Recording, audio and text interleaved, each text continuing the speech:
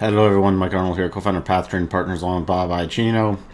So I haven't moved this yet. This is where we positioned it yesterday, but this bar wasn't over and you see it extended lower, and that was the pausing bar. So I hope everybody updated their levels to down here. And look at that. So we had this wide cluster area, and then this sort of fine-tuned it in the middle at 11,169, spiking just down to that area. 11,167. Again, we're not trying to pinpoint an area exactly. This happened to hit it pretty gosh darn close, but this gives us an area where we need to take an action. So if you were short, you'd be moving down a stop or taking some profits off. If you're looking for a quick little long, you might go down to a shorter term chart and see if you could pick up some. But this, again, with the rotation zones against us, would not be a long-term hold for a long. And then you see here holding the next level, moving sideways, letting the 8 catch up, and now dropping back down. This pausing bar gave you an ability to move it back down to the next key levels. So right now the next level is 10,916, right where there's some prior support right in this area. Let's see what else. And then the next cluster area is 10,665 to 10,738. So that's the next major level down. Now on any rally, key resistance now coming in about 11,750. You have just below that the declining rotation zone. You have the hooking over 50. Then some minor resistance coming in at the top of the rotation zone in this other area over here. Coming in, we'll call it about 11,900. So if we did rally back through there, I'd be watching for 12,251 for the next key level higher. Let's take a look at the daily chart. So we've talked about the rotation zone constantly.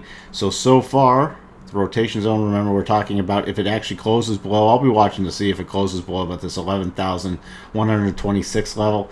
Then we'd have broken the rotation zone, and I'd keep watching for further declines. Right now, it's back in the rotation zone.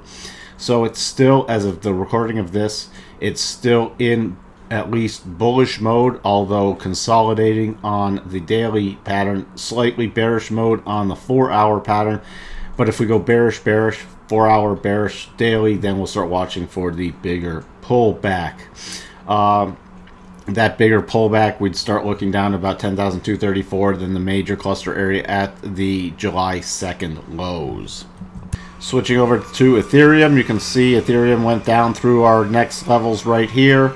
Spiking down, we've had these levels in place since back on July 2nd because we thought it was a pausing bar then.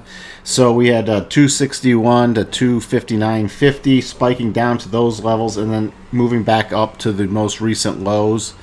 Right now, I can move this down for our retracements.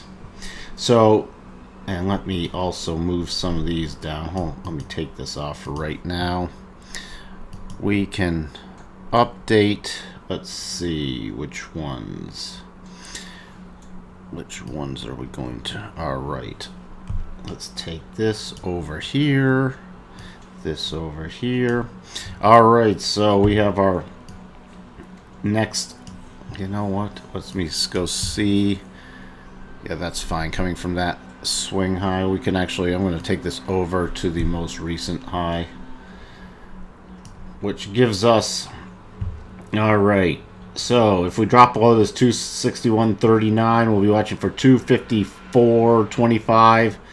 Then we have sort of a wide thing. We'll fine tune this as it drops, but 250 to 248 to 250 are the next key levels lower. Right now, key resistance coming in at this 274.20 area. You can see it's moved sideways, tried to poke up. We have the rotation zone coming down to that area. If we get through about 277.50, then you can watch for the next level of key resistance coming in. We have this pretty major cluster of two moving averages converging with a 25% retracement. You know how important we watch that 25% retracement coming in right around 287. So on any rally through the rotation zone, watch for 287. Let's take a look at the daily chart on Ethereum. So remember, we talked about the closing, but we weren't watching the moving averages as much because they started to go sideways. They now look like they're going to cross.